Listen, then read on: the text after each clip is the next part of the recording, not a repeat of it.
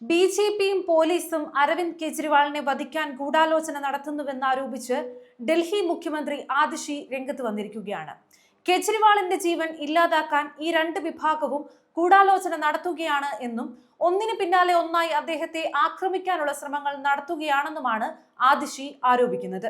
കെജ്രിവാളിന് Punjab police നൽകിയ സുരക്ഷ പുനഃസ്ഥാപിക്കണമെന്ന് party തെരഞ്ഞെടുപ്പ് കമ്മീഷനോട് അഭ്യർത്ഥിച്ചിട്ടുണ്ടെന്നും ആതിഷി അറിയിച്ചു. കെജ്രിവാളിനെതിരെ നിരവധി ആക്രമണങ്ങൾ തുടർച്ചയായി നടക്കുന്നത് നിരീക്ഷിക്കുകയാണ്.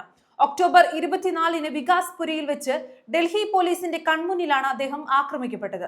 സമൂഹ മാധ്യമങ്ങൾ കേന്ദ്രീകരിച്ചുള്ള അന്വേഷണത്തിൽ ആക്രമിച്ചത് ബി.ജെ.പി പ്രവർത്തകനാണെന്ന് തിരിച്ചറിഞ്ഞു എന്നും മാൾവിയ നഗറിൽ ഒരു പൊതുപരിപാടിയിൽ പങ്കെടുക്കവേ നവംബർ 30-ന് അദ്ദേഹം വീണ്ടും ആക്രമിക്കപ്പെടുകയും അദ്ദേഹത്തെ കയ്യേറ്റം ചെയ്യാനും ശ്രമിച്ചെന്നും ആക്രമണം തടയാനോ പ്രതികൾക്കെതിരെ നടപടിയെടുക്കുവാനോ ഡൽഹി പോലീസ് തയ്യാറായില്ല എന്നും പോലീസും ബി.ജെ.പിയുമായുള്ള കൂട്ടുകെട്ട് കാരണമാണിതെന്നും ആതിഷി പറഞ്ഞു.